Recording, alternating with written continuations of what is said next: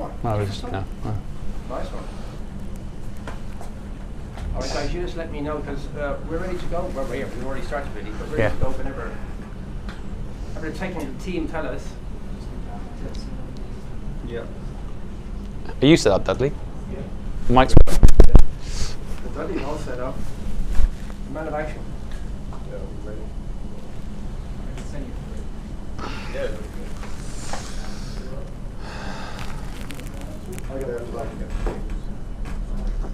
Where was your interview this morning? Where get over? Virgin Radio at their office, yeah, in London Bridge. It's very close. Oh, it's pretty handy. Yeah. We're here. Opposite the station. Yeah. But I've been a fan of Chris Evans probably my whole life. I watched him on The Big Breakfast, and thank God it's Friday. And Carrot Top. I grew up with. Well, I grew up in London with him. So you kind of, when I'm sitting with him, I don't know, it's just kind of surreal because he was the person I watched on TV, you know, like. I remember once I was driving. I remember when you had a flashback when you're all wearing like JFK or something, I don't know, or Lady died, Princess died. I was driving, and I remember he said, "There's a really cool band there. You must listen to them." And it was the can't think of the name now, but the four girls, Spice Girls. Right. You love these bands. This is the next thing, and he's played this tune, like Spice Girls, and everybody goes, "Well, that's cool, weird, or girl power, or that's interesting." But you know, it'll be a flash in the pan, and of course it went from there. And he was the first one to do, at least. The first time I heard about Spice Girls was Christian.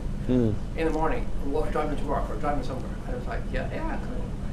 And I said, little things that stick in your mind. He said, Spice Girls, and he like a couple of days later, he was talking about Victoria Beckham and David Beckham. I was just thinking, when they're in bed, they must be the four best looking legs in the entire country in one day. I'm going, where do you get that idea from? But he's right. That's like 1992. That's what I mean. It's like I met Will Smith recently, and I asked Will Smith to put one of our dreamers into his next movie. Nice. So he agreed. So we got one of our dreamers. We're dreaming of being an actor. It's going to go in Will Smith's next big movie. But it's kind of weird to be like, again, he's someone I've watched for the last 20 years, right? Well, Men in Black, but before that, you know, Fresh Prince of Bel-Air. I've been watching him for 20 years. So to be standing next to him and like almost like working with him to help this dreamer, it's like, it's very surreal. That's a cool place to be, Sam. I mean, physically a cool place to be. That's a cool place to be in a junction in your life. Yeah, I really like, you know, for me, meeting celebrities. Kind of. All right, this. I'm you rolling? I'm rolling. Yeah, I mean, just clap very quickly, just for sound. All right, I feel like I should have the coffee out of the phone. Carry on chatting. Simon, have your coffee, drink your coffee, you know. Well, I know when they're editing it, if the coffee's in the shot, it'd be annoying. So I'm just trying. We'll talk about your book. Books in the shot, is it? In the wide shot? Books in the shot? Books in the wide. So I have 2 books out now, right? What's Your Dream, adult book, and a What's Your Dream for Kids book. Ah, right. So the one on the left I've read. Right, yeah, the new one is for kids to learn how to follow their dreams, figure out their dreams, and make their dreams a reality. So so let's talk about that. Yeah, I'm pretty proud of that book. If you're good to go. Cool. Happy? All right. Yeah. Excellent. Thank you so much. Simon Squibb. Okay, we're rolling. Let's do it. Well, we can do it again. Simon Squibb, welcome to my podcast, Cutting Through the Fog. Thanks for having me. Not at all. It's delighted to meet you again. We go back a few years, don't we? We kind of become friends at this stage. We're involved in the entrepreneurial world. And is that noise okay? Why? As soon as we start recording. That's loud. Yeah, that's a nuisance. As soon as we start recording, how you literally couldn't make it up, could you? There we go. Just go. Who's here? I can't see. Anyone on my team? Just go check who that is. I think they were assembling some roadworks. Is that the guy next door with the truck? Is it Roadworks? I saw quite a lot of that. This is the problem with London, isn't it? You just can't. Let's just wait a second. It might be the guy in the lorry next door. What is it? A lorry? Oh, hang Motorbike. on. Motorbike. Hang on, the guy's going. It's a motorbike. Hey! Wow, that's just mental, though, isn't it? You pulled off when I I thought that was drilling. I did too. Drilling for oil. London, crazy. All right, we'll start again. Simon Squibb, welcome to my podcast, Cutting Through the Fog. Thank you for having me. Not at all. Yeah. Delighted. We've been talking about doing this forever, and we've eventually managed to do it. Yeah, here we are. And our paths cross a lot in the entrepreneurial world and the business world. And I set up this podcast originally, Cutting Through the Fog, and I called it that very purposely because I spent a long time trying to figure out what life was about, what business was about, a lot of bullshit, a lot of fog. So I really wanted to cut through it and demystify it. Have you cut through the fog? And if so, tell me more about that. Well, I think I've cut through the fog because I think entrepreneurship is made out to be this incredibly difficult thing, and it's no more difficult than working for someone else, just a different type of difficult. I think it's, I've cut through my own Kool-Aid that I used to drink about how brilliant I am because I'm an entrepreneur. And I've come out the other side of that fog and realised actually I'm nobody special, and if I can do it, anyone can do it. Right. And so it's just giving people the knowledge so they've got informed consent and can do it if they want, as opposed to like, it's not for you or you don't think it's for you. So I've cut through that fog, and that was my own fog. I created that myself thinking I was some genius business person, when in reality I'm just a persistent person with a plan. But it's easy to do, isn't it? It's easy to believe your own Kool-Aid, if you like, or it's easy to believe your own PR. Of course. When you actually put a lot of effort into doing something and you do it, you think, wow, I'm pretty good. And you are, but you're not special than anybody else, because anybody can do it if they put their mind to it. Isn't that part of your message, or one of your messages? Of course. I think anyone can do it. I think people should give themselves the option that they can do it. I think too many people close it off. I met the other day, when I was asking someone in the street their dream, an artist. And I said, would you ever start a business of your own? They're like, no, I'm an artist. I'm like, all an artist is an entrepreneur, sometimes not realizing you are. So in other words, you don't easily know how to make money from your art. You could paint all day, go live and make money, but people don't know that. And so I think a lot of people's dreams are actually an idea with a business model that needs to be attached. That's it. Right. And so we can call it entrepreneurship. I think it's too grandiose a word, to be honest. I think it's just owning your time, and I haven't yet come up with the correct word for it. Owning your time. Yes. That's simple. That's cutting through the fog. Yep. Right. In that regard, owning your time and doing what with your time. You can get behind a business idea or a concept or something that you feel passionate about. Yeah, passionate about ideally, but I'm happy being unpassionate until you find your passion. In other words, like I started a gardening company when I was 15 years old. I wasn't passionate about gardening, but it was like my wax on, wax off Karate Kid moment, right? Like I learned to sell and knock on doors. I learned to hire people. I learned to deal with cash flow. I learned to hire equipment instead of buy equipment. And I learned all these things because I just did something. It wasn't my dream back then, but eventually it would lead me to have the tools to follow my dream. I think that's a lot of the problem sometimes. It sounds to everybody else like a foreign language or a different language. The words we use in business, again, which is one of the things that led me to want to cut through this fog. Because okay, I know what it means because I've been doing it for decades. But how are you meant to know what it means if you never use those words and use those terms? So a lot of mystique around the business terminology. And sometimes I hear, oh, I don't like finance. I go, well, finance is just, it's your dream or your mission or what you want to do, what you've written in English, convert it into a language called maths. Yeah. And to be honest, if you say you don't like finance, I mean, I actually don't like accounts. As a job, that's not what I want to do. There's plenty of people that love accounts. But I think if you want to have a successful life, you need to know financial literacy. You need to understand how money works on your personal side, even if you never start a business. Yeah. That's one of the things I really want people to get the skills of entrepreneurship, because it can help them in their day-to-day life. Yeah. Even if it's like, how to convince someone that you're the perfect partner for them, or how to convince your boss to give you a higher amount of money. These are all entrepreneur skills that you have in your pocket. And I genuinely believe if you can go to your boss and say, look, I could start my own business, or I can stay with you, you're more likely to get equity in that business, for example, or you're more likely to get a higher salary, or you're more likely to have, frankly, more freedom because they value you. It's just making sure you've got those options. And I think people think it's complicated and it's not. Yeah, exactly. Simplify it. Get rid of the mystification that surrounds it. Before we leave this issue about cutting through the fog, you're a social media influencer, very definitely, and one of probably the best known out there. I think sometimes, I'd love to know what you think about the role of social media in building up this kind of vision that we have of entrepreneurs or business people, or like the mystique, or like the godlike, or the rock star kind of. I'm thinking of people like Andrew Newman in the States with WeWork. A lot of good with that. He was a visionary, but never got around to actually converting into a business. Well, he was never on social media much. I met him. He didn't use social media to create stardom.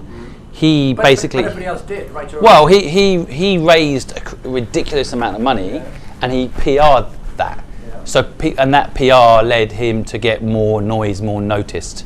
He personally wasn't using social media much. I think I think social media is absolutely amazing.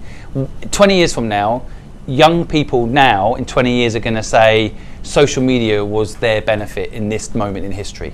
25 years ago, 30 years ago, a lot of people, property was the opportunity, right? Property was cheap, people could buy it, and now they're sitting on these assets, they're house rich, often cash poor, but anyway, they've got an asset. Today, no one can afford a house, but people have forgotten, times have moved on. What's your asset today if you're a young person? It is social media. And so the media itself, mainstream, makes social media out to be this awful thing. Let's ban it for kids, let's do this, let's do that, it's all awful.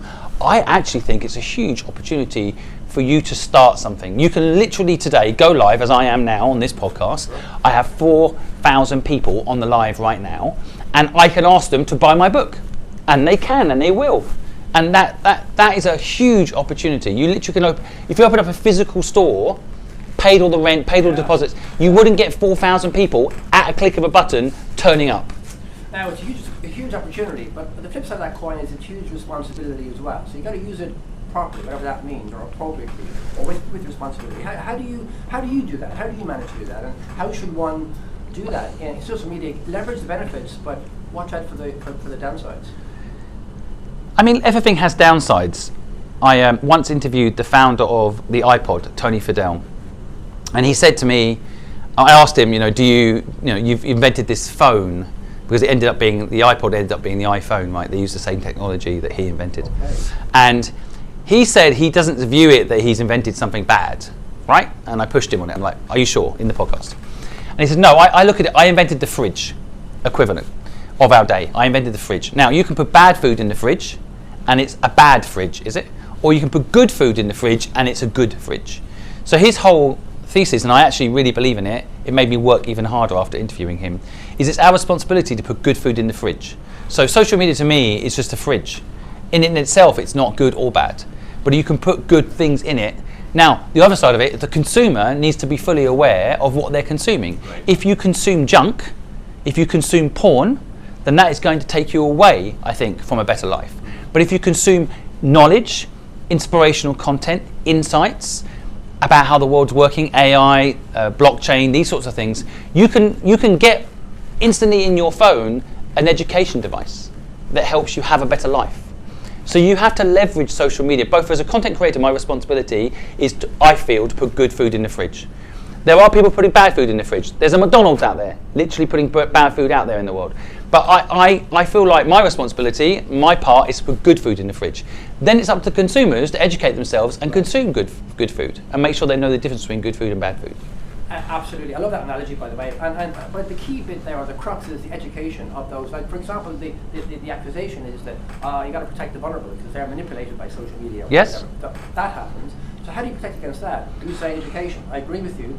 But is that the answer? A lot of people aren't educated. A lot of people choose not to be educated. A lot of people are trying to educate themselves and actually don't know what's right and wrong. And there's a lot of actually manipulation with algorithms and all the rest, which I know very little about, but I can see the effects of. So how do you kind of cope with that as a problem in terms of being responsible for what you put good food in the fridge for? How do you make sure you curtail the effect of the bad food and the agenda behind all of that? We talk about social media like this whole phenomenon of people being addicted to the wrong thing is new. People have been eating McDonald's. I was taken to McDonald's as a kid as if it was a treat.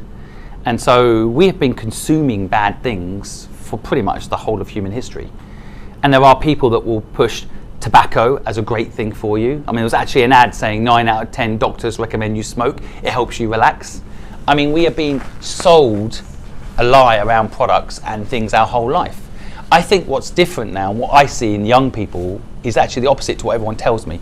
Young people are actually fully aware of what's going on. That's why big bad companies are finding it hard to recruit young people that are motivated. Because they're calling them out. Because they know the truth about these companies. And so these companies that do bad can't hide anymore behind their money and their brand. Social media exposes them. I see social media as actually a big liberator for people if you consume it right. And so I think it's just the education piece, I think, comes multiple angles. First of all, let's take a 20-year-old kid, right? First of all, you need your friends to be saying, hey, I ate this good food, and because of it, I slept better, and I feel like I can exercise more. So you need your peer group to be educated. They educate you. Then your parents, they need to be educated. So they tell you what they know from what they've seen, good and bad. And then you need, I think, external mentors. Now, these days, you can get them from social media. You can say, right, I like this person. I'm going to follow them. I'm going to consume their content. and you embrace that insight from a stranger, but you can call them your mentor if you like. And I think if you do all those things, people do wake up. I'm seeing it. So I've got 21 million followers. We get over 500 million views a month, which is more than the BBC get, just to put it in context for people. And I see the change that content makes in people's lives. They come up to me every day telling me, the young people telling me that they're following their dream. They're asking for the first time, what is their dream? A question they've never been asked before in school by their parents ever. And so that self-awareness and frankly the agency people realize they can have over their life is all from content on social media. It's not complicated. And I think that it's actually a lot easier to educate people now than ever, but we just need to keep doing it, right? I'm actually quite tired. I've been doing this for 6 years.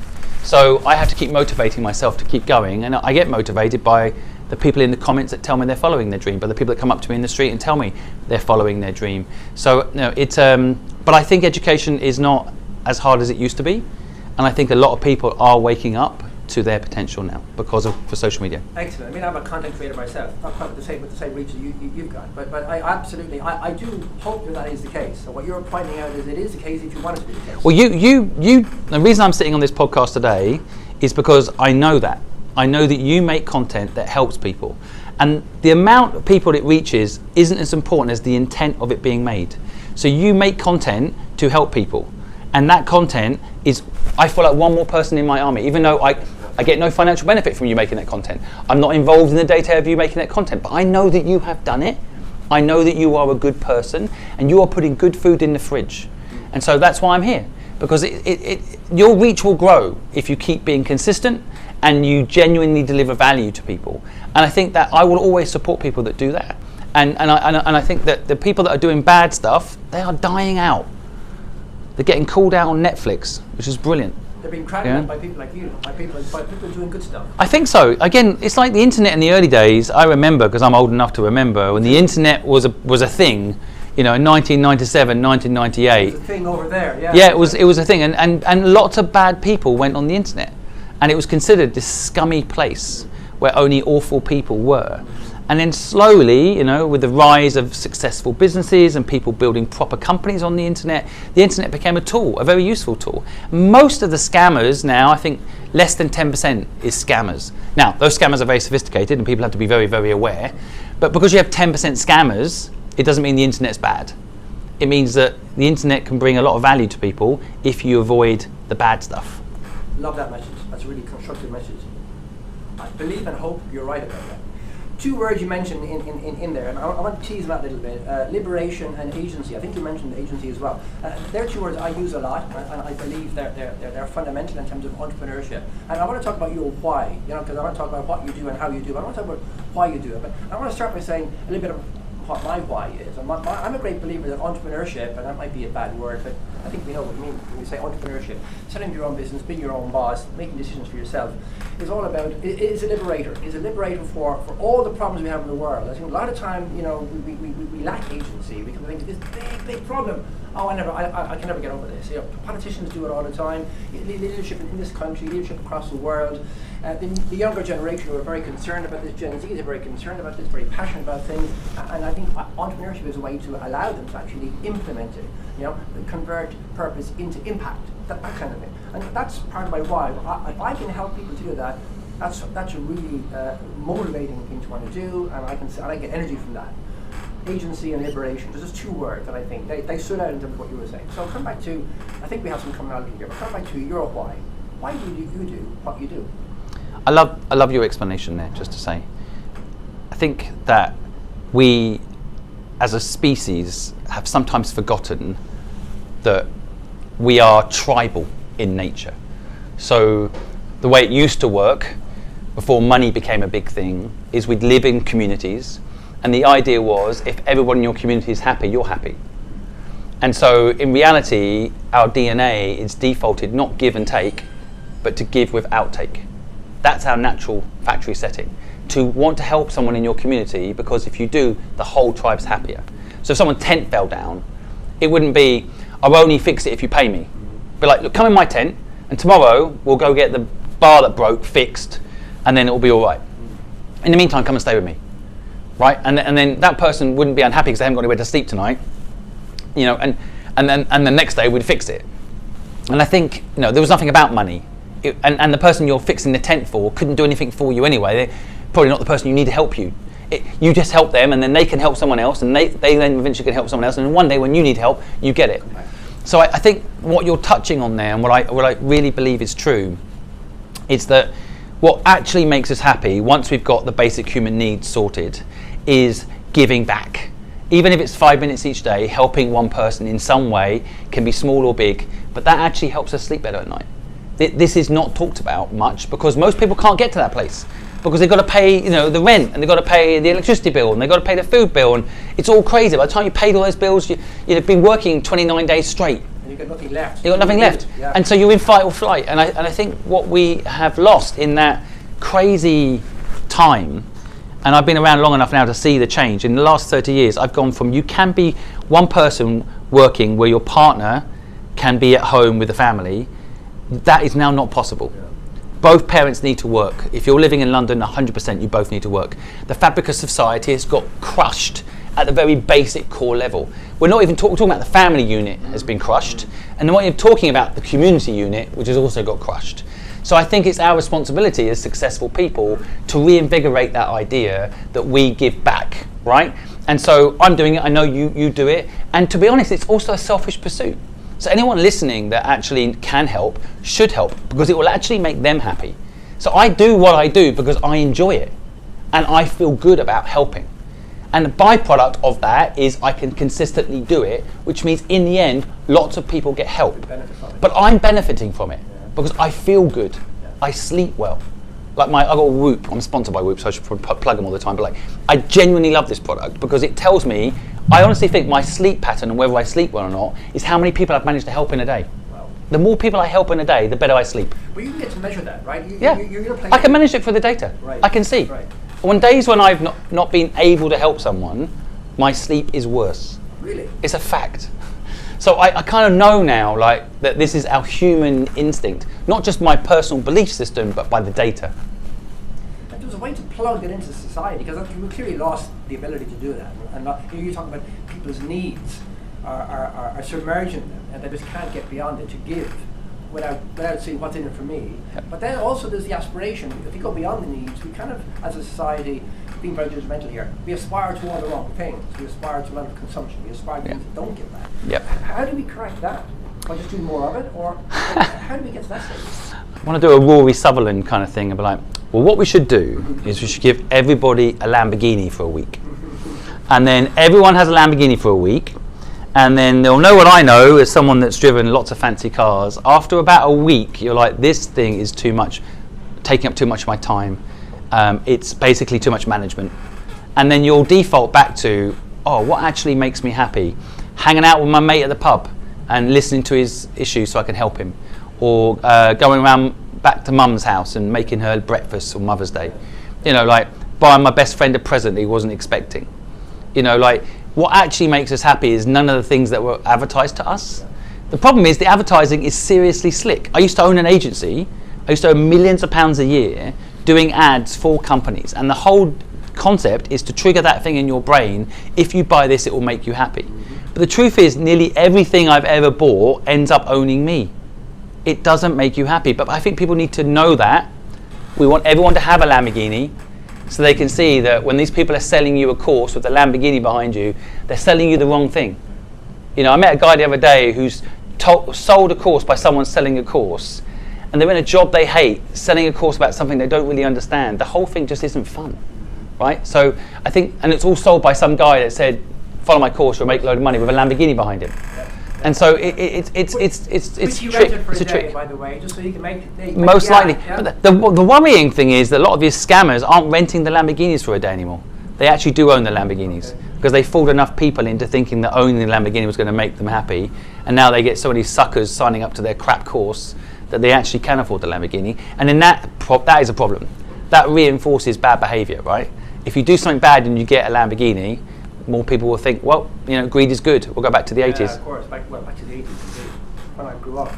I love that just, you may get that right. Let me repeat that. Anything I've ever bought has ended up owning me. Yeah, nearly everything I've ever bought owns me, and that includes my house.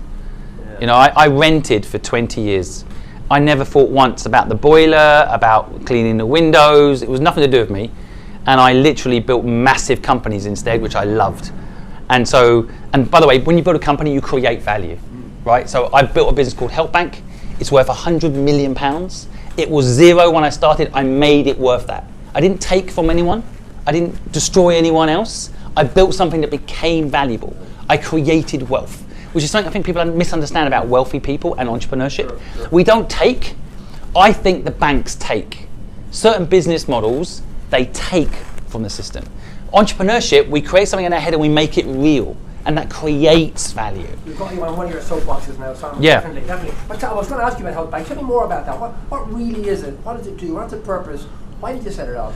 Yeah, so Help Bank is now 3 years old. In fact, I think the product is still crap. I think it's a work in progress. Okay. But the philosophy of it is pretty exciting. And so we've got LinkedIn and we've got Facebook, and most of these platforms, especially LinkedIn, is just people go there and they flex. This is the award I won. This is how brilliant I am. And I think what we actually need in the world is a place where it's okay to ask for help. Okay.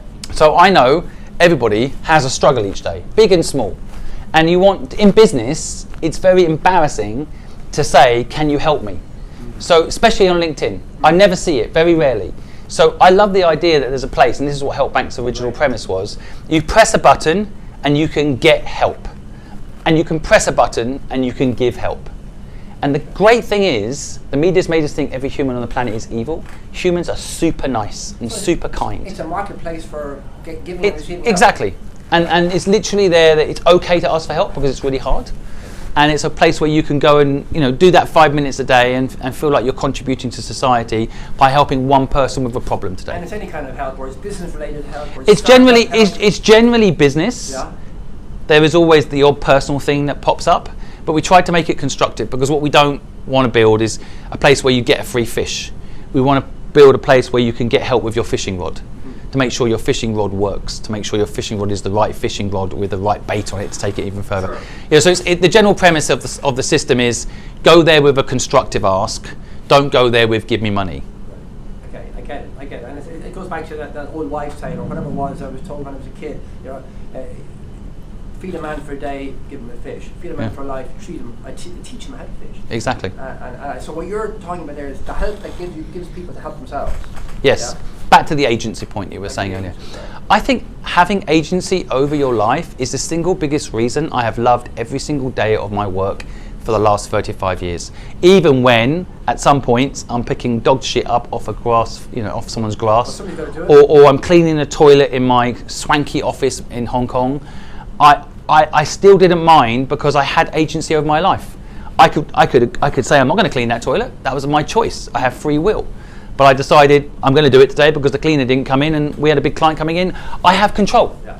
And so I think that's the single biggest thing I see right now. Young people in particular are being a bit brainwashed into, blame this person that you're not successful.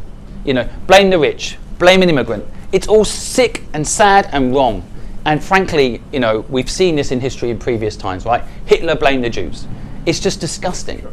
And I think instead we should empower people to realise, yes, there's always going to be problems in the world. Yes, there are inequalities, but you have the ability to take control of your life and make a difference and change it.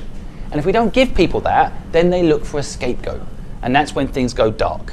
That's a very positive message to give, especially in a time right now when, one could say it's darker times than it's been for a long time. Maybe it is, maybe it isn't. Maybe we're just more aware of it. I don't think it's darker times. I think right now is the best times. The rise of populism, the rise of blame, the rise of, everybody trying to make things, I'll do stuff, what's in it for me? The exact opposite of what you just described a moment ago. Mm-hmm. A lot of that is going on, and you see it because social media is used to demonstrate it a lot.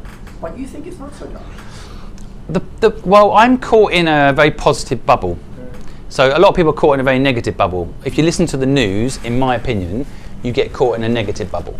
You hear about the wars and the awful things, because that's how they clickbait it. But in my bubble, I see every day 300,000 people helping each other. That's what my platform is presently running. 300,000 people every day log on and they help someone. Yeah. So that can make a huge difference. This is the Help Bank. Exactly, Help Bank, yeah. Right, okay. And I just think, even in we put a video up yesterday, this morning, in less than 13 hours, it's had over 2 million views. And in the comments, you see people wanting to buy the person's hoodies that was in the video. Hundreds of people putting their hand up and saying, I'll support him.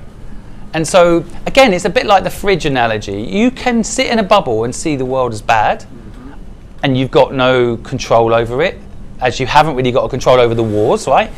Or you can sit in a bubble where you do have control and then use that positive impact feeling to change the world for better. Now, I think there's a parallel here with entrepreneurship, because you have to have that kind of glass half full. It's an over-hackneyed phrase, but you have to have a positivity. Yeah, and it is trained, it's trainable. Well, having a positive mindset can be trained. It is, absolutely. But when you have an idea, which is, go back to the 1987 when we set up New Covent Garden Soup Company.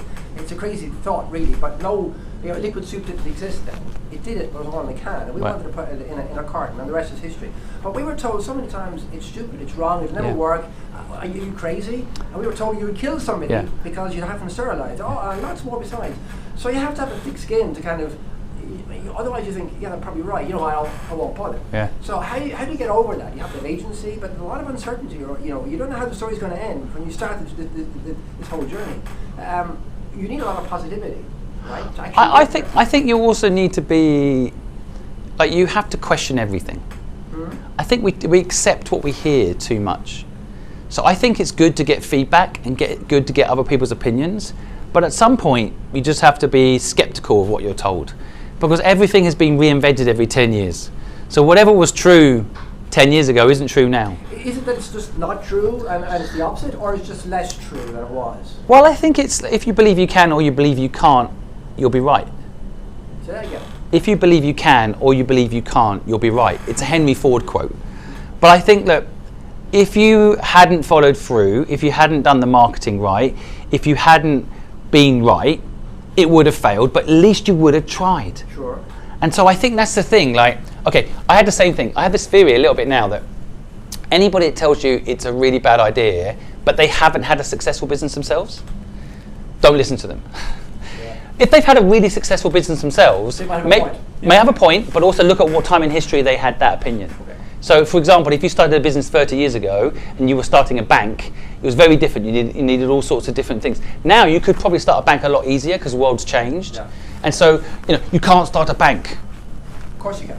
You can, now, yeah. 30 years ago. But yeah, that's what I mean. So you have to look at the history of, like, when their knowledge was relevant, and now is it relevant, and take that in context. But again, it's like a checkbox. First thing is, have they had a successful business? If they haven't, honestly, do you want to take advice from someone that actually doesn't know business? If you've got an idea, let's say an idea.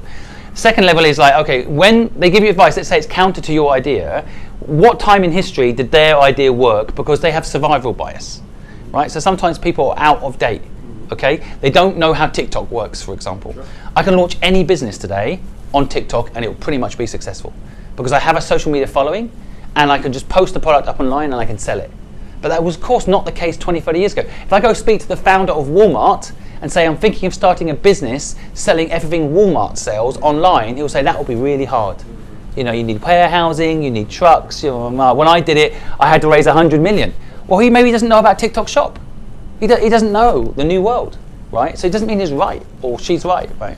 Okay, that's interesting advice there. So there's two pieces or two sides of the same coin there. One is only take advice from somebody who's kind of done something similar before, but also the absolutes can be out of date. Yeah, exactly. It can be that, yeah, I can see why you're saying that, but it's a completely different world now. Totally. But it takes a lot of confidence to be able to say that, yeah, I hear you, and I understand you, and you're right, and you've done it yourself, but actually you're wrong, and I'm going to do it anyway. Look, when I started this whole platform 6 years ago, my own platform, I said I'm never going to charge people for help, right? And everyone said the only way you make money is charging a course fee, or that's how this industry works that I'm in, right? The self-help industry. Yeah. And I refused to do it. And the great thing about being so certain you're not going to do it is I found another way to monetize it, which ironically makes you different from everybody else. Independent, and not having to charge the very people you're helping allows you to help a lot more people, right? A lot of people that can't afford the course. But time and time again, even like 3 days ago, I was pitching to someone a business and they told me free doesn't work. I'm like, 6 years ago, someone said that to me and I almost believed them, but I followed through to check.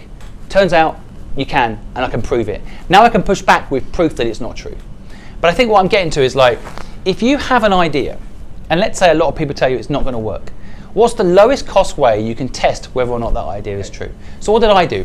I did a webinar, and I put it out there that it's free, and I then invited people. No one turned up. So that could have proven, I didn't charge for it, right? I didn't charge for it, no one turned up. So the second time I did it, I still refused to charge. But this time, I said, sign up, there's only a limited amount of space, 200, and then so 200 people signed up, and then 1 hour before the webinar, I sent them all a text saying the webinar's now on, all 200 people turned up. So it wasn't the theory of free that was the problem, it was my system for introducing it to people, right? A combination of scarcity and then reminder, but it wasn't free that was the problem. Free was too dumb, the answer was too dumb. So I could low cost check whether these people that were telling me free doesn't work, whether they were right or not, and they were wrong. It was so exciting when I realized they were wrong, because I'm like, wow, I can change the whole market. But also you had the evidence to point out why they were wrong. Going back to that point about free, and we agree on so many things. This is one I think maybe that we don't agree on. So it'd be interesting to dig in on this one. Is it that people don't value stuff when it's free? Is that what puts them off? No. It can't be worth doing? Or what's the problem with free then? Okay, free is a self-enforcing model. When you say to someone, it's free, nearly everybody I see that's doing that is actually selling something less good to get them to buy something good. Okay. So most people that sell free are using it as a way to upsell you something they're charging for. Lead magnet to something else. So again, I have proven this to be true. So I was offered a huge amount of money to do a course. And part of that course was like how to start a business from 0 to 10 million pounds, the whole thing. So I recorded it, 2 hours and 26 minutes. And I could cut it up and sell it to 4,000 people for £2,000 easily, which is 20 million pounds, right? So, but I decided instead to put it up on YouTube. It's now the most popular business video on YouTube in the world. 16 million views. And you go read the comments and see if people found value in it. Because here's the thing about free. Very few people put value in free. If you put value in free, yes, at the beginning, maybe not so many people turn up, but they tell people. And then even more people turn up next time. So it's like, if you have a really good coffee shop, selling really good coffee, and people are going there all the time and they love it. They're selling it. Yeah, let me finish. Okay. And then one day they say, no, you know what, the coffee's free. Are people not going to turn up and want the coffee anymore? If the quality doesn't drop, the service is the same, the atmosphere is the same, they're still going to turn up. Right? I like it, yep. So I think the problem is people don't want free to have value because a lot of people that are selling something want to prove that they're only selling it because people won't value it otherwise. Okay, so that's not true. That's about building a fence around what you believe is exactly. value. And then you make sure it's true. Yeah. Right? Because I did it for free and no one turned up, so I did it for free and no one turned up, so I changed the way that I sold it. Okay, I absolutely get it. Now, let's just go one more step, which is, if you don't charge for it, people won't respect it, right? You kind of like, for example, right? A couple of weeks ago, I was meant to meet somebody, and they said they can't meet. So okay, well, I'm going to be here at this place. I'm going to have dinner that evening. I may end up on my own, or I'll meet somebody else. And if you come up, fine. If you turn up, fine. And they said probably not, because I've got this thing I got to do. And then getting closer and closer to the event. On the day, they thought, I'm not going to do this thing. I am actually going to go for good meet you on for dinner. It was a course, or it was a program, or a webinar that they had signed up for, but it was free. And they said to me, I didn't pay for it, so I didn't bother. And I went to see who was providing it. If I had paid for it, I probably would have done it. Who provided it? Oh, the detail I don't really know. But I would say I genuinely think if it was Tony Robbins and it was free, they would have still would have gone. Uh-huh. And maybe what they were offering was a throwaway. They didn't think they actually needed the thing. Because I think this is just a ruse. And it's easy for people to say, I didn't go because it was free. Maybe what he means is he didn't really need it and he doesn't lose any money by not going. Fair enough. There's a quantitative thing there. But again, like, it doesn't mean free has no value. You just need to put value in free. And I think, sure, whoever was selling it, if you gave me the detail, I'd go look now, I'd be able to tell you why they didn't go. And if I understood their life and the importance of that thing, again, if it was Tony Robbins, they would have gone. Accept it. Even if it was free. Accept it. let me talk about your book, because you got your book here, which I've read. Does anyone like a book plug? Come on, tell me more about your book. It's What Your Dream, and I'm going to ask you that question in a minute, by the way, because I've got to. But tell me more. Why did you I think everyone's got the book already. Why did I write a book? Why did you write? To be honest, I was asked to write a book, and I said no, because I'm dyslexic. And so, to me, I like learning via video content. So, a YouTube video I made with all the knowledge I have. You don't need to buy my book. I put all the knowledge for free on YouTube. You don't need to spend any money on the book. Well, you said about through the pain of writing the book. Well, the book itself, when I originally was asked, I said no, and then Penguin, my publisher, basically said we'll give you a load of money and we'll promote it, and then they said we can get it in all the bookshops in the world. And I thought to myself for a second, there are people that will watch stuff on YouTube, but there are people that will watch stuff on TikTok. Sometimes, by the way, between TikTok and YouTube, there are different types of people, different profiles. The person that will sit down and watch a 2-hour video on YouTube is different to the person watching a 1-minute education video on TikTok. And then they showed me a chart about the amount of people reading a book. And I thought to myself, actually, this is another demographic I'm not tapping into that I can help. And so I said yes to doing the book. And it wasn't about the money, any of the things that they initially mentioned. It was about distribution in my head. And so, and I have to say I have learned something. Because I don't consume books myself, I just made this assumption that books are old news. And I was completely wrong. They're not. Hundreds of thousands of people send me messages since getting the book. They take me on holiday with them. They buy the book at the airport and they go on holiday and they come back changed because of the book. And so I completely changed my mind about books. And so I've learned to write books. The first book was so hard. I've now written a second book, which will be out in January, and I've just signed to do a third book because I can go really deep in a book in a way that perhaps YouTube doesn't allow you to do, because people get distracted on YouTube, and watching 2 hours and 26 minutes on YouTube is a concentration nightmare, right? Because you've got all these distractions and crazy things coming up for you to click. But a book is so intimate. And so I've managed to do quite deep conversions of people's limiting belief systems, people holding themselves back, people not following their dreams, by them taking me on holiday with them and reading a book. So I'm completely bought into the book model now, which I wasn't before. A book is so intimate. I've never heard it described that way, but it is. For me, I mean, I'm from an older generation, and I don't read that many books, but I would read a book, and I've read that book. But we all hear that concentration levels are so low, and then the modern generation don't read books, and don't read newspapers. So you then realise that actually is not the case, and there's a whole range of new people that you can reach. It's interesting. Who are they? A lot of the people, if you go read my Amazon reviews, are people that I've never read a book before. Okay. I've read this book. I'm glad I did. And so what's interesting, I think, is a bit like Free. We have this belief that young people, for example, can't concentrate.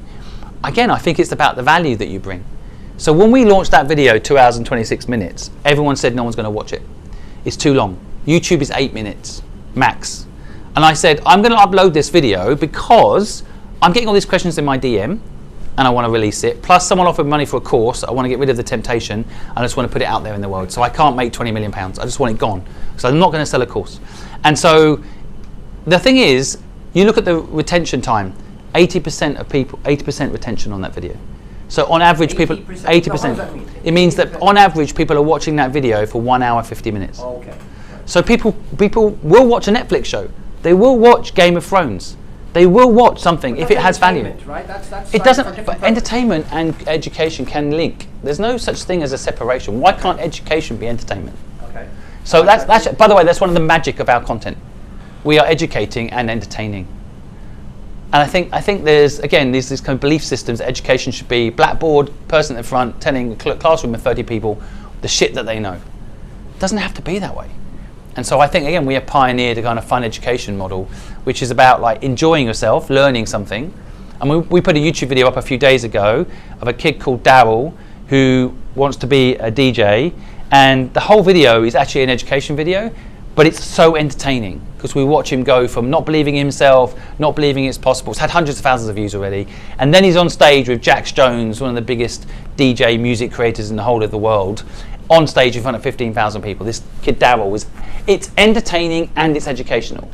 And so I think that they can go hand in hand, but like Free can have value. You know, we do make these assumptions in our brain. We have these limiting belief systems that tell us these two things can't go together, and it's not true. Like that phrase, you couldn't make it up when something happens, right? Yeah. You know, you couldn't. That would be a film in Hollywood, and then, well, it's real life. Right. And it actually happened. And Totally. It's more entertaining and more evocative. Yeah? That's why I love entrepreneur stories. Yeah, You absolutely. couldn't make them up. People told you it wasn't possible, and you made it possible. And it's a real story. Yeah. Tell me more about. Okay, so come back to yours. Not so much the book itself, but you know, you go up to people in the street. We see you every day of the week. And you go, do you have a dream? Do you have a dream, Simon? I want the education system to be updated. I think we have right now this system that generally trains people to go to university and get a job. That's the main focus of education. And so in England right now, there's 700,000 kids that have just come out of university who can't find a job. So we have to press the panic button a bit. They can't find a job. Why? Because they're Well, fully educated or not? No. Well, there's a combination of reasons why. Okay. It's a perfect storm. Combination of too many people have gone to university. So having a degree is not a differential anymore. But when you get a degree, you're already pumped up. You think that you can't work at Starbucks. You believe you could only get $100,000 a year job, or there's nothing. And you also have been built up into, I can do it, the job, but they don't have the experience to do it. So, you know, where's the 1 year work experience piece? Plus they're in debt, plus they're under pressure from their parents or family to get a job. And then AI at the same time, AI has taken more jobs. And it's seen on the flames. Yeah, and on top of that, I think that a lot of people have. In fact, university sold it to people as you're going to earn more. You're going to earn a lot of money. So people, when they come out the other end, they're not willing to do what I did, which is earn pretty much nothing for 2 years to learn my craft, right? So people aren't willing to do that now. And so I've spent 4 years at university. I've got £60,000 worth of debt. I deserve more. Now I'm being very general, okay? But there's a lot of nuance to it. But I think what's happened is the perfect storm. But my thing is, like, we need to open up other tracks within the education system. So apprenticeships. I'm pleased to see that's back on the table. That's one more option for people. Maybe become a plumber because you enjoy it and you like doing things with your hands. Let's make that cool again, right? Because university, to get a job sitting behind a computer, might not be for everybody, right? And then the third thing I think we haven't opened up this track, and we need to do it desperately, is entrepreneurship, right? I call it agency over your life because entrepreneurship seems to conjure up creating space rockets and sending them to Mars. No, I'm talking about you like walking. But that's the Elon Musk type of entrepreneurship, which is relevant. Yeah, talking about there's different levels, and I'm talking about levels horizontally, right? Like it's about what you want to do with your life, right? So if you want to be a painter, all you need is a business model behind it, so you can be a painter. Right? And sometimes that might mean you need a co-founder. You do the painting and they sell the painting, right? I think it's just, we need that third track quite desperately, because I think about those 700,000 uni kids sitting there, like talented, young, ready to go people with time on their side, they're still young, doing nothing on social benefit. We're training a whole generation to sit there waiting for a job. Create a job. We've talked in the past, maybe only half jokingly, about getting into politics, actually making those changes, yeah? And you know, politics is something I would never do. Also broken. I'm not sure, I'm sure, you know, you'll be attracted to getting into politics as it's currently defined, but actually making a change, influencing politicians, doing those three strands which are so lacking and so missing, generating an environment in which they can actually be implemented. How can we do that? Or meet people in the street, how can we do that? I'm so frustrated with the political system. And it's part because I grew up in England thinking that democracy was brilliant, that I could vote for something and it would happen. But it's not what we live in. We live in a parliamentary democracy, which means we actually give a small amount of people a large amount of decision-making powers. And they change their minds, and they don't always have our best interest, i.e. the public, in mind. And so I'm totally disillusioned with politics. I am politically homeless. I don't like politics. I think it divides us. And in the end, like, who doesn't agree the education system needs an update? I haven't met anyone that doesn't agree. So why is it not happening right now? Partly because the video that we're making right now hasn't gone viral yet, because politicians need to step up and listen to the people. You know that politicians work for us. Sure. We have kind of forgotten this. Sure. We think that Nigel Farage works for his party and his party works for their policies. It's completely the opposite way around. They are only saying those things because they think that's what we want. But if we actually say what we want, We want people to be educated in how money works. Not maths until you're 18, how money works. We want to give people the ability to have agency over their life. That's my dream. That people are given the chance to have what they're good at turned into something they do. And I want people to have the tools to make that happen. Great. And not be guardrailed into going to some shit university that's packaged up as good and then getting a job they don't want and debt they don't need to follow a life that they were told 20 years from now would make them happy. That, and it's just there, that is the definition of manipulation, surely. It is. So who's putting those strings?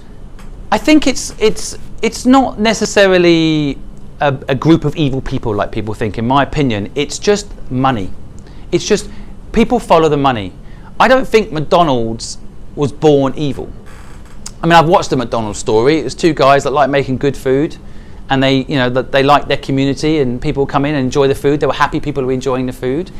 I think, unfortunately, money corrupts, and so what happens is people follow the money, and a lot of the time, the arms companies, if you go into a war, they make money, so they have a vested interest in war. It's not evil companies per se, although I think they are evil. They are just wanting to make money. So I think we should incentivize good things to make money, right? So businesses that do good for society should make money. That's why I'm not personally running a charity model. I'm running a for-profit for good, because then I can invest in good people without it being a backlash on me. I can pay people well. I think the for-profit for good allows me to do crazy things like buy a staircase in Twickenham and put a doorbell on it, right? And so I think that we have to start supporting businesses that do good. And thanks to social media, we can find out who's doing good and who's not. How do you eat the elephant? How do you get that started? Because I'm not going to eat an elephant. Why would I eat an elephant? I like the terminology though, but I've never heard that. And so are lots of people. But it's like it's like what I said at the beginning about this. Trying to solve this problem. This mountain is so goddamn big. We're just never going to get there. But eating the elephant, the answer is in little bits at a time. Yeah. How do you do that? How do you get? I use a completely different analogy. I use, if you want to move a mountain, Yeah. you move one small rock at a time. Love it. Okay. So But eating an elephant one small bit at a time also doesn't work, mate. I think your analogy is shit, but it's visually good. I might even use it because it's visually good. But I think, look, reality, it doesn't matter how crazy your idea is, it is one small step at a time. And I think, for me, fixing the education system, first step, interview loads of people that have all the knowledge. Put it into a podcast. I did 200 episodes.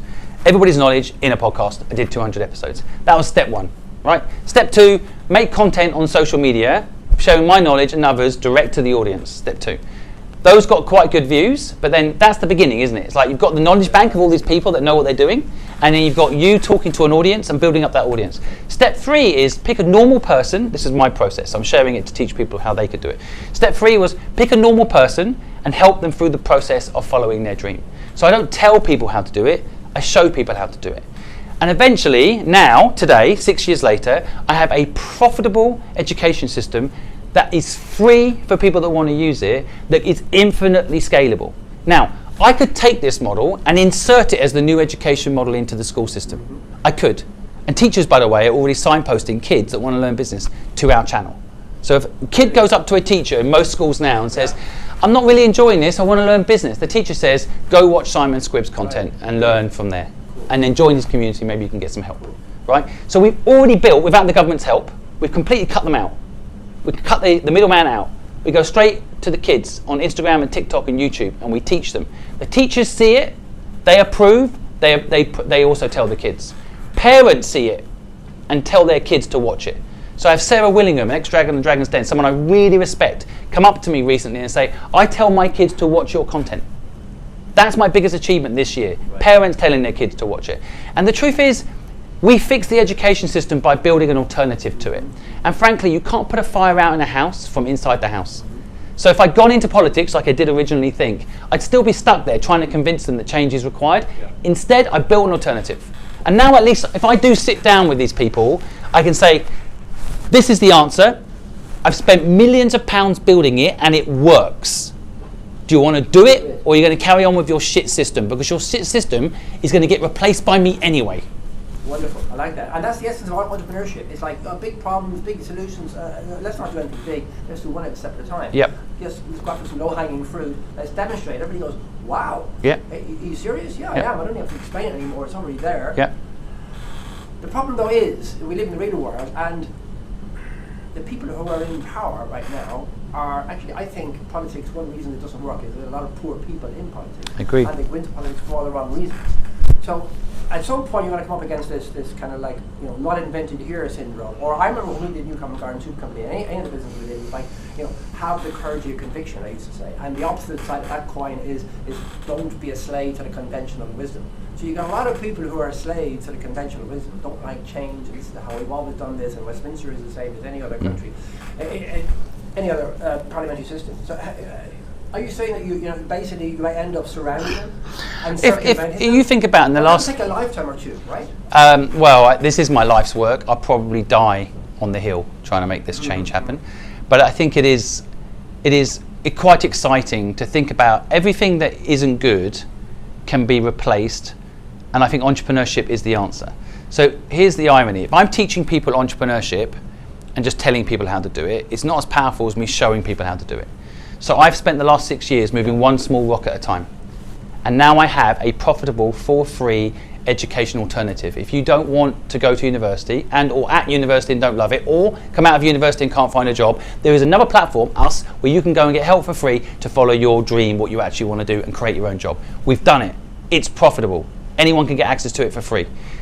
And so in my mind, the government's, and I use this very carefully, because if this was clipped wrong, I'd get into trouble. But we can disrupt government by providing an alternative, whether they like it or not. And see, originally I'm like, go inside the house and try and put the fire out, fix the education system, or build the product that solves the problem externally, and then offer it up, as I have done many times, to the government, and they take it or they leave it. Either way, I don't give a shit, it's happening. So I think that's probably the way you disrupt everything, isn't it? Exactly. Every time I ever hear history of business, Netflix went to Blockbusters. Would you like to work together? Blockbusters, no, we're amazing. We've got all these stores. People like going in the stores. Netflix, all right, we'll carry on. Yellow Pages. Google went to Yellow Pages. Do you want to put all your listings on Google? No, we don't. We're Yellow Pages. All right, good, we're doing it anyway. They have the courage of their conviction. Exactly, and I'm exactly the same. I'm beyond courage of my conviction at this point. I had courage in my conviction 6 years ago. Now I've got courage in a proven model. Excellent. You're proving that it works in the real world. Exactly. It's always a challenge. Yeah, exactly. Theory, that'll never work in scale, but you can demonstrate it. Yep. We're probably going to have to wrap up, but there's one thing I want to talk to you about. You've lived in the Far East, and I think Hong Kong, right? Yep. And this is actually Japan, but I'm going to read it because I want to get it right. The 4 principles Ikigai. Yeah. Right, Ikigai, right? So it's all about your passion, what you love, your vocation, what you're good at, your mission, what the world really needs, and your profession, what you can be paid for, what you can actually earn a living from. And if you can, get the combination of all those 4, you can make a difference, but you'll be also happy yourself, right? I guess that, in a way, is it part of what you're doing? I think the Ikigai is great. It's missing a little bit of nuance for me. I think the one element is like, you aren't always going to be good at something at the beginning. So I know someone right now who's becoming a good golfer, but they're playing every day. So I think the nuance matters. Like sometimes when people read that, they might think Ikigai means do something I'm good at. I think it's do something you enjoy, and if you follow through and you're persistent, the world is, there's so many athletes, that Olympic gold medalists that talk about, I've interviewed quite a few of them, and they will say that during the process of being good, they were bad. And some of the people they trained with were better than them, but they didn't give up, and they were consistent. And because they weren't as good, they had to train twice as hard. And it turns out stamina is just as important as talent. So there's a whole thing, I think, within the Ikigai that's a little bit wrong. It's great framework, but they're missing this nuance of like, you don't have to be good at it at the beginning. You can get good at it. Like, I wasn't good at sales or marketing. I wasn't good on camera. Now I'm okay, and I'm getting better every week. But the point is that you have to enjoy it. I enjoy sharing my knowledge, and I'm getting better at giving that knowledge and sharing it. And so I've got good at it. But if you go look at my early TikToks, you will laugh your head off. I look like an idiot. And so I wasn't good at it, but my feeling was the world needed it, so I had to get good at it. You perfected your art over that time. Yes. And going on and learning more all the time. Yes. This has been a fascinating chat. I really enjoyed it. I wish it could go on, but you got things to do, I've got things to do. We'll have a drink down the pub and carry it on then. But listen, Simon Swift, thank you so much for Thank you for what podcast. you do, John. I've got so much respect for you. Appreciate Cheers, you. mate. It's a wrap. I have no idea how long that took, but it felt like it was... I gave you some good clips. I didn't want to... You are welcome. I'm not going to distract you. Yeah, don't. You can clip it up and destroy my life. Collab on our Real Simon Squibb channel. Make sure you got the handle. Yeah. So when you do if you do any clips, give it to us and we can collab on it. Yeah. Who should we talk to about it? Who should Chris talk to about it? Dudley's okay. I mean, someone manages it, but we'll. I've no idea what time I lost complete. Oh, it's 10. That's not too bad. What's the time? It's 10 to 1. Perfect. You want to be gone by 1. Yeah. Yep. Right. Well, it's someone coming to meet me now. Another guy, Nia, his name is. He wrote a book about productivity. Probably worth you saying hello to him quick. He's a nice guy. I'd be happy to. I was originally planning to be here at 5:30, but you got to. So I'm meeting him. So you can quick say hello to him. Is Jack here? I think Jack said we're going to do a Google chat with him, but which meant he wasn't now. Here. Do it now. Either now or do later. it now. Do it now. Let's see if we can figure out something. Hey. Yeah. I didn't want to interrupt when I came in. Oh yeah. Sorry, I forgot we were still live. Yeah.